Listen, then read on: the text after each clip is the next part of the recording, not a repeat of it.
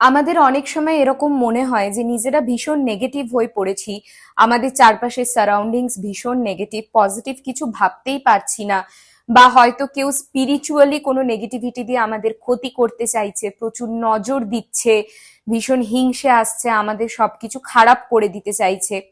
তো সেক্ষেত্রে একটা সিম্পল রেমেডি একদিনে তোমরা ঠিক হতে পারবে। সেই রেমেডিটা কি?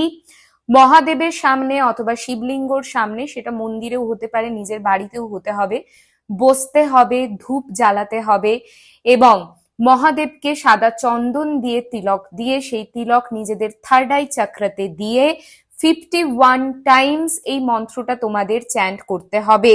ওম হর হর মহাদেব সর্বরক্ষা কুরু কুরু স্বাহা।